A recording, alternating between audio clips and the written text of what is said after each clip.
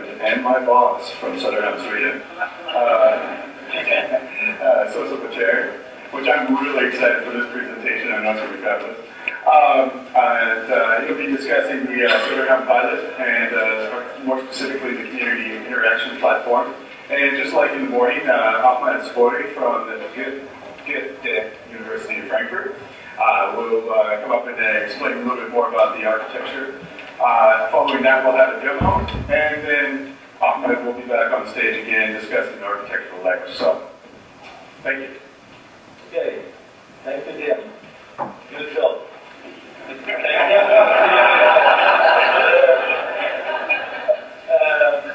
Just one thing before I start.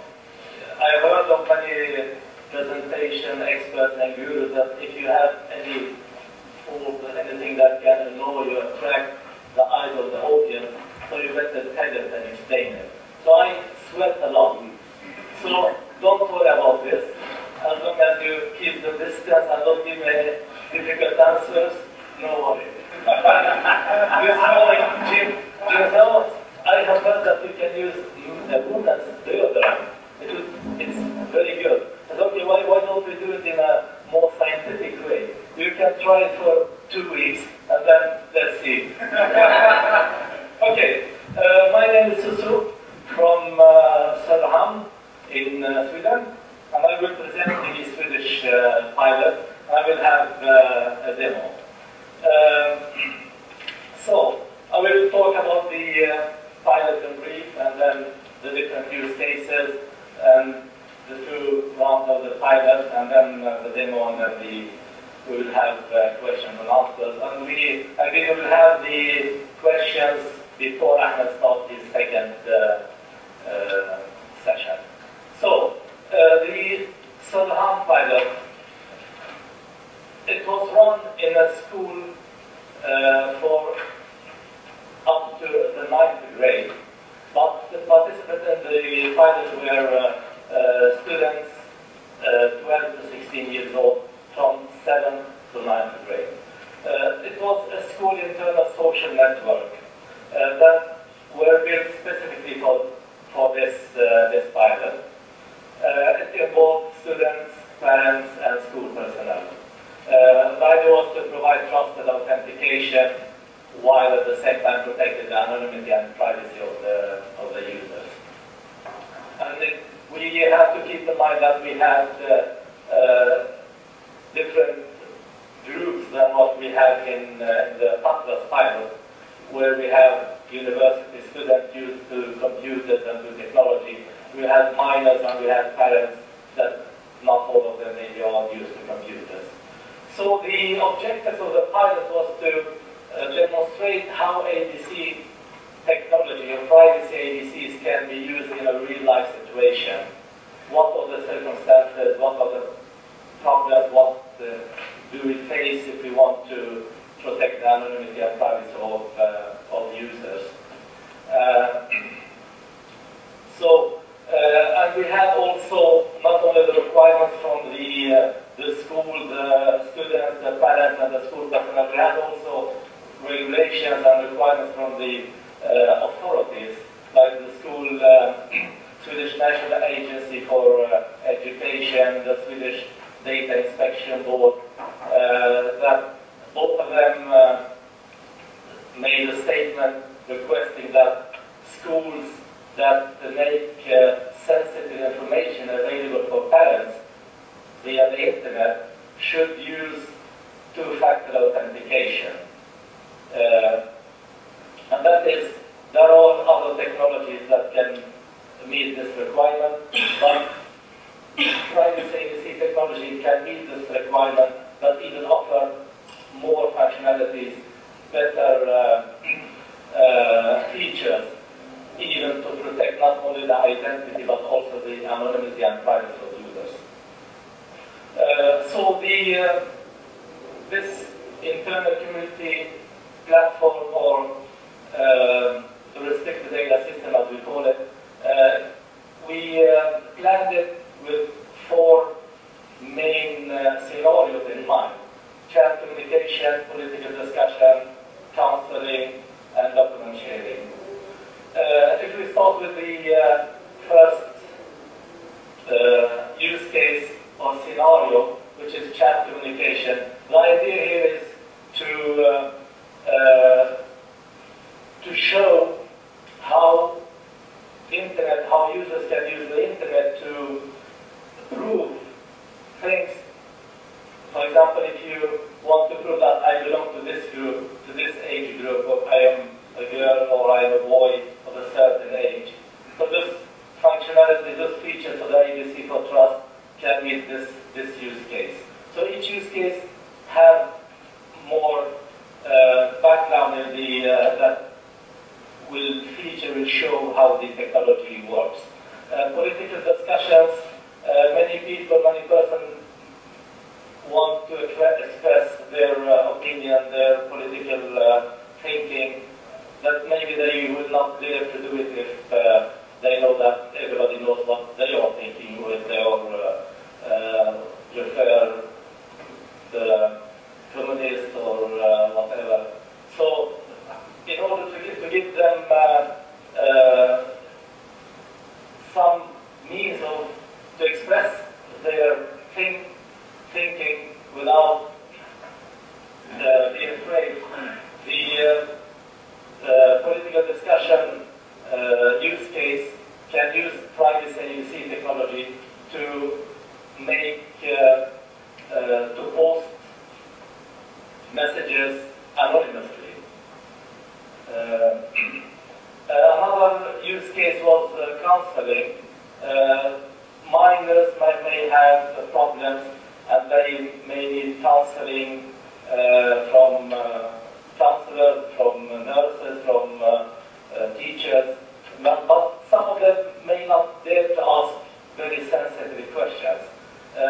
This counseling functionality or scenario offers them a way of asking questions completely anonymous, but to, for example, to ask about their weight problems or whatever.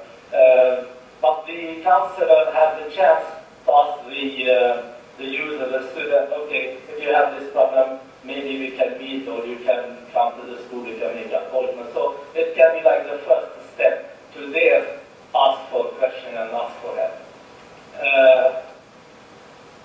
Sharing document, it's to meet the requirements of the Data Inspection Board and the School Education Agency, so that users can get access to sensitive documents such as absence report, grades, exam results, or whatever, to and prove that they are the real. For example, the school can share one document with a parent of a certain student. And in that case, it's important that the school wants to know the identity, that is the parent of that student that gets access to this document, or the student himself. So in this case, there is no anonymity, but it meets the requirement of the two-factor authentication case. Necessary features for the school pilot and the school have question: what if one student changes class, maybe start studying another subject or whatever. So for this cases, we introduced the revocation functionality in the pilot. Another question was, what about if people are anonymous? Then we know that if people are anonymous, maybe they tend to do things that they may not do if they know that they are not anonymous. So we thought about that, and we found that the privacy ABC technology can offer the inspection of a mean of solving this problem. That I will ask now Ahmad to come up and talk more about the technology, how the technology helped in the Swedish pilot. Okay, thank you, Sosso. I'm Lerch, and we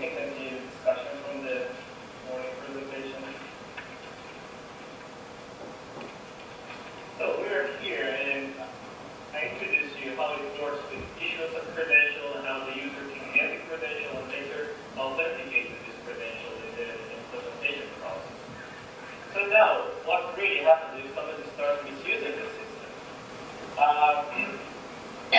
Service providers may allow the users to interact with the system and use the resources pseudonymously or anonymously, and it might be a problem when it turns out that actually the user stops misbehaving. The privacy team may have a solution for that, but I would like to say here explicitly that inspection is not just, it's not like a backdoor. It's not something that falls from the sky and then service provider goes, okay, now I reveal I can get my user and what I want. It's a process. It should be defined and it should be agreed with the user. So what happens is that the service provider has to in advance agree with the user, explain the terms and the conditions, under what circumstances the user's anonymity will be lifted and the identity will be revealed. So when the user accepts this, the user, during the authentication, during the presentation, they deliver some extra information. They have to deliver some extra information, encrypted like an identifier, encrypted with the public key of the trusted inspector. So now, the service provider comes and reports the misuse case. It's the task of the inspector to investigate the case, look at the evidences to see whether these terms and agreements have been violated, and if this is the case, is able to reveal the identifier from the token that the user delivers earlier. So it's not just we can do whatever we want, and there should be a process for that.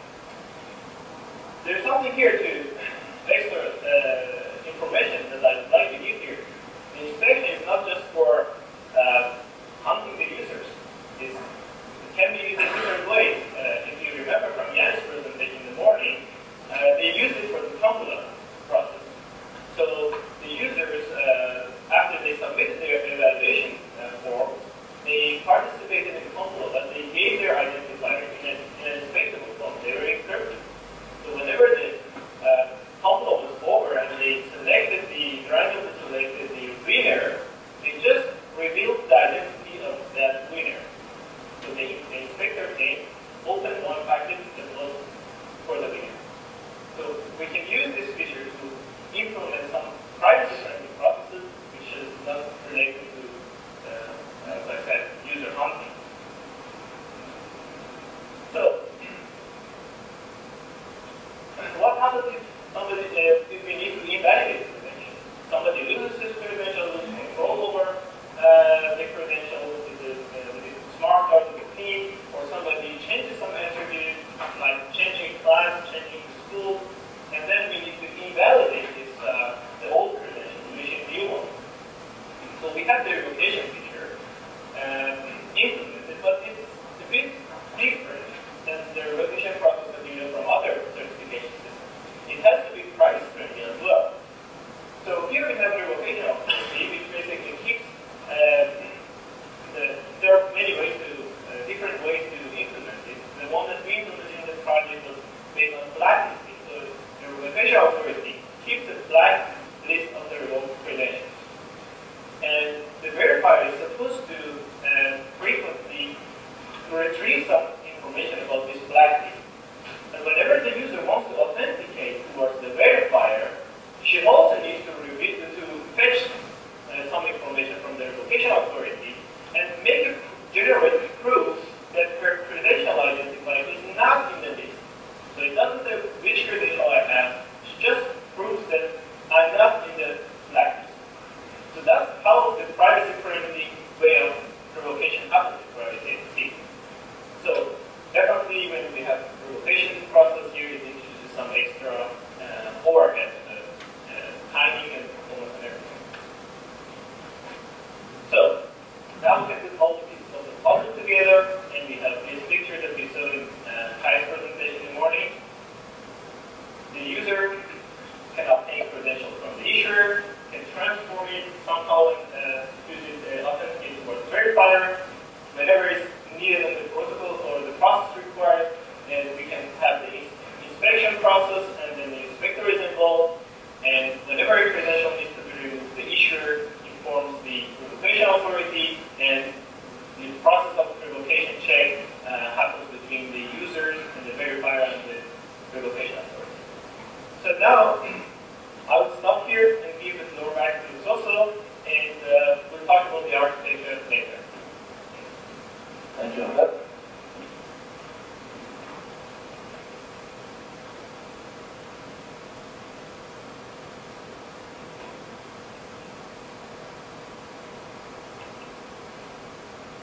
So, the different users we have in the pilot were students, parents, school personnel, teachers, counselors, welfare officers, and a couple of administrators. And then we had, for the inspection process, we had the inspection board, school inspection board.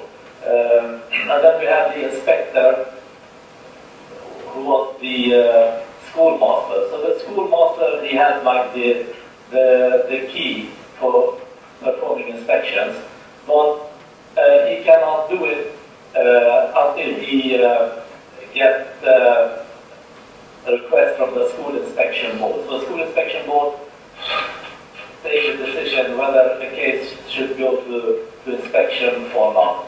And this was one way of doing implementing inspection. There can be so many other ways of doing it. One could like share keys or use multiple keys, give them to different persons, to different gaps. So it's, but this was the way that was enough for the school. Our approach was to, we did identify the users, the students and the parents and school personnel. By we have, the school had all the data about the students. So the school acted as the identity provider, and all the credentials were added to smart cards. And once again, the technology is not limited to smart cards. It can be on mobile phones, on software, smart cards or whatever. But for the school implementation, we chose to use smart cards. And we prepared the smart cards before we handed them over to the students. All the users had to sign agreement that they will participate in the pilot, and we had also inspection grounds rules that described what happens when, in what cases can inspection be performed. And we developed a system called restricted area application. The credentials that we distributed in the pilot, we used 6 different credentials. School credentials, which contain the main attribute, the main credentials of the users, name, last name, and so on. And for the pilot, we could have used the personal security number, which is widely used and accepted in Sweden in all places. But we choose for the pilot to only use the birth date of the user, and we added 4 unique digits to the birth date and use it as pilot user number. We have subject, and then you see all those credentials. Role contains what, if it was a student, a parent, or a school personnel. The benefits of the technology is that the users can be anonymous, pseudonymous if they want, or they can be identified by the real identity with name and personal security number or whatever. But they can also be partially identified. They can choose what attributes, what from the credentials that you want to prove. So you don't have to reveal the content of your credentials. You can prove that you're a girl, or you can prove that you're your exact age. I'm 12 years, but I can also prove that I am over 12 years or under, or I am between 13 and 15, or a combination. I'm a boy between 12 and 15 years. So you can imagine the possibilities of what one can do. And this is all the strongest reasons for why using this technology, and it gives the users the power to choose when to remain anonymous, when to reveal, and what information to reveal and to whom. This is a description of the application, the system. We have the school registration system, which contains the attributes, the data about the users. We have the restricted area system, which is the chat functionality and the social platform. We have the revocation authority, and the users have to download the browser user client to their system to use the application. And we have a separate application for inspection. This is the concept behind the restricted area. We have, once we started the pilot, we have spent much time on thinking how should we do it.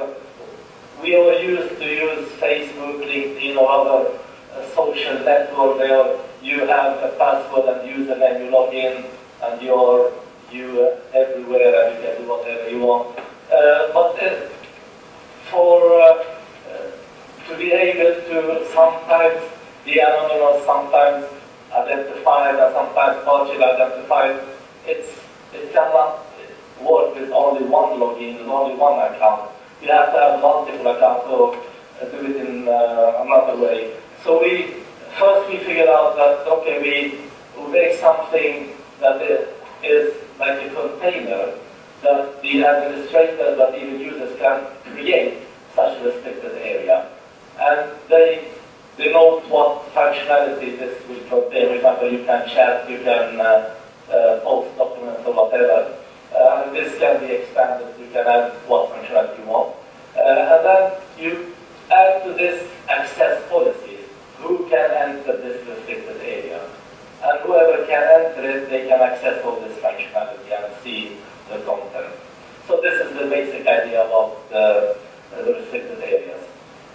The two rounds of the pilot were run, and the first one was merely to get ideas and find what the users find difficult, because we had to make the system user-friendly. We had minors that will use it, and we weren't sure whether they will understand the concept, the technology, what is privacy, what is anonymity, or whatever. Actually, we were amazed and surprised how much they knew. Then the second round, we implemented all the improvements and the functionality, and we introduced the revocation and inspection functionality, and then we performed a questionnaire that they have to fill in.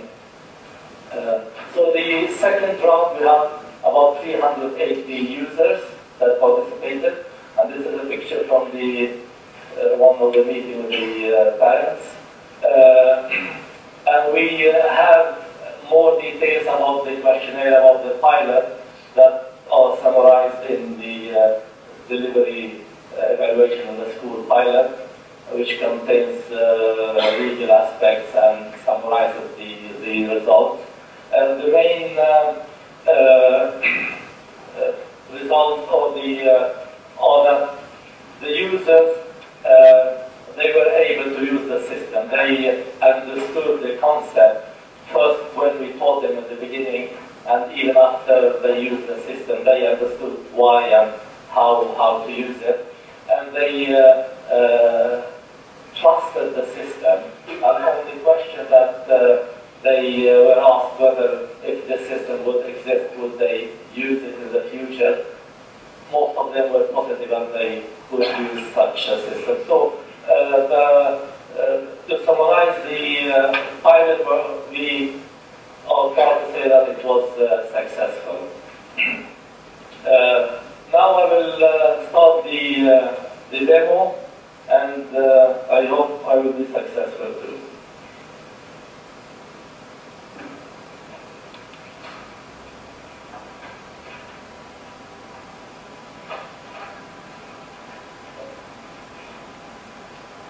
And if you can see, so this is the starting phase of the pilot. In this section, health.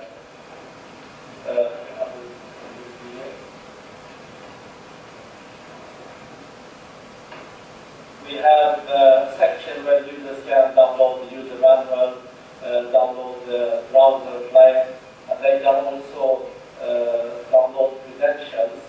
But we, as I said, we prepared the card and we downloaded all the credentials before the card will hand it out to the users. But in case of revocation or other circumstances, the users were allowed to download their credentials or new credentials. And we had instruction on how to use the system. So if we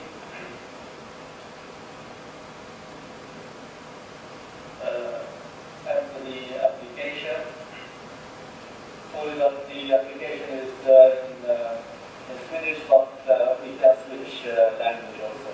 So the first thing that happens when you want to log into the system, it will verify that you belong to the Northern Skola. This is one of the things that will happen. But the first thing that appears is the alias selector. This is like your identity, you log in using different alias. By default, we offer first the anonymous user. So everybody that will want to create an alias for the user real identity, they can choose this anonymous, and they can log in anonymously and use the system, and that just log out, nobody knows who they are. Or they can choose their real identity and log in, or they can use different aliases that they can create. So this little girl I have created my own alias. By clicking here, you select create a new alias. If that thing is occupied by another one, then you cannot use it, and it's widely protected in the system. This was the way we implemented the technology. That might be any other alias. So if I log in using this alias, and each time the user changes alias, he's automatically logged out from the system and logged in with that new alias. So there are no links between the different aliases of the user. And all these aliases are saved on the user's smartphone. And he's the only one that can prove that this alias belongs to me. This window that pops up is the identity selector that you have seen in the Pandas pilot part of it. Is a way of telling the user that now you are going to reveal some information, to prove something from your credentials, from your account, or you're willing to do this. And this is the good thing that, okay, the user has the choice to accept it or not. So I will reveal now that I own this alias. So this is another thing, and that I belong to the school. I'm not revealing anything else to the system. So the technology, the implementation that to protect the users even from us as service providers, not only from our users, but also so that we will not learn and gather so much information about the users, what they are doing and where. So the first thing that appears, you have this menu, and it's mainly list of different restricted areas. So each those boxes is a restricted area. So if we look here, I will first of all change the language to see in English. This will happen every time I change switch language. So you see all the restricted areas are all in the system, except for restricted areas for counseling or restricted areas for private chat one-to-one. They are not shown there. And then officials are restricted areas that are created by the school. We have cleaned the database from all the data that we used in the pilot. Restricted areas for political discussion. Here, if I had had created restricted area for counseling, it would appear here. If you go to the dashboard and look at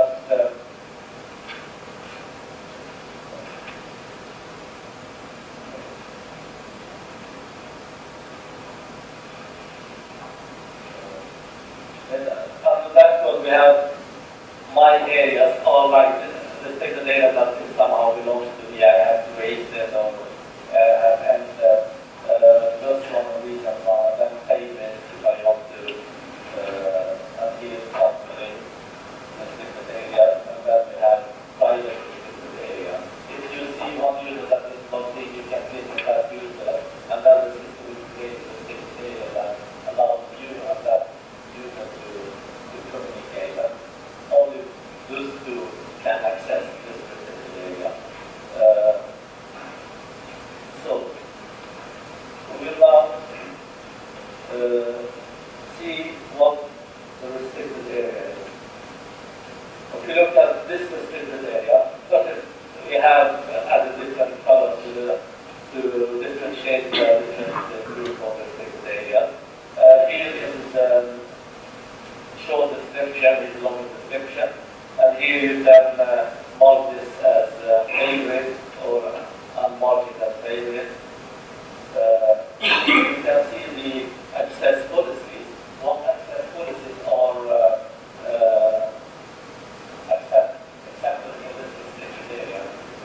This restricted area is first it allows alias name, Sonia, that it was the one that created this restricted area. And it's optional when you create this restricted area, whether to say that I also want to be able to enter it or not.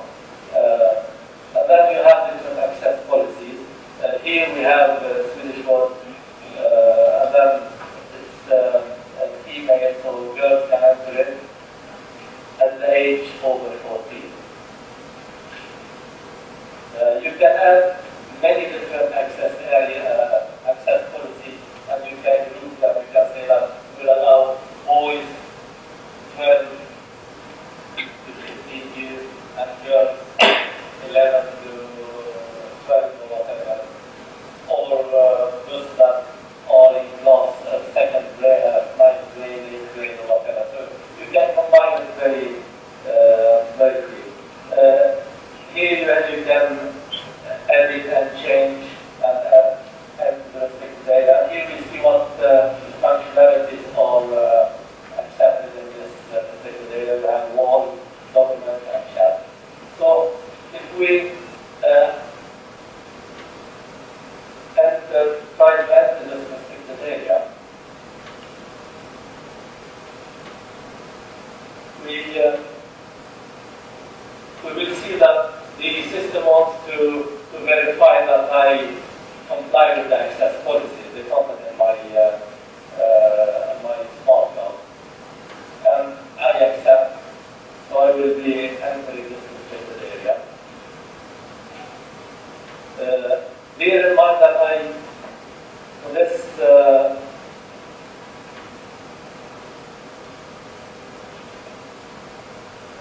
using my alias little girl. So I'm not using my real identity, but the technology allows you to prove that you're a girl for 3 years. And once you have entered the restricted area, you can see all notes that have been opened by other people. For example, they know. So you see that it's hosted by little girl. You have possibility, this flag is to report content for inspection or something like that. This reported content will be sent to administrator who will take the decision whether to delete it or to read it or to leave a warning or to take it further to the inspection board. And the inspection board can decide whether to take it even further or just leave it or take other action. So here is the chat. And if I change to document, here you can upload the file. And if there was file uploaded by anyone, then anyone that can access this restricted data can access that. We have also wall functionality.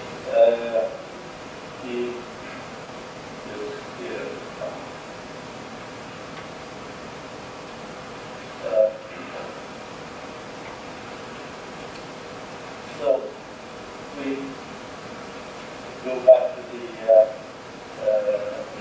If I want to enter a restricted area that is for boys, then luckily I cannot enter it. We can create a restricted area.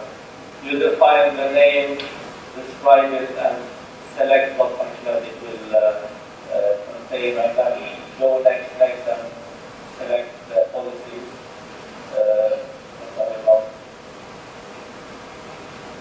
One can we have to go to counseling and create new counseling session. When you want to create a new counseling session, then the system automatically creates a new alias for the user.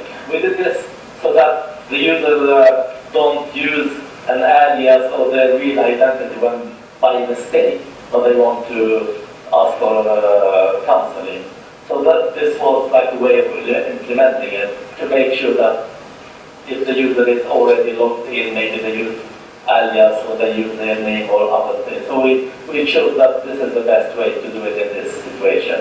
And then the user can choose like who will give him counseling. And if I click on create, then of course I have to give some information so that the system will add the alias to my smart card, and the system will also add my alias to the access policy, so that only the counselor and me can access this restricted area. And of course, once the user has entered the restricted area, if the user is willing to reveal his name, it's up to the user. But the system gives them the choice to remain anonymous. For example, I don't know about German. What? Yeah, what's better? So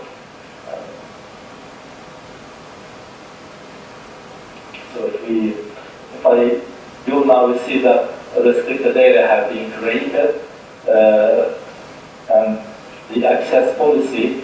You see, the access policy is my alias, and then the counselor. So only those two persons can access this restricted area. And if I switch alias to another alias, and then this counseling restricted area will not appear, will not be shown to others than the counselor and the. So not only the content, but even the restricted area will not be visible.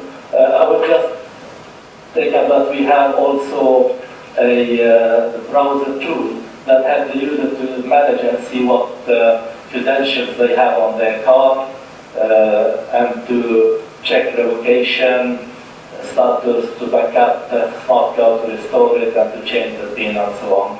And if I click on change or manage credentials, so I can see that we have 3 different credentials. The school credential,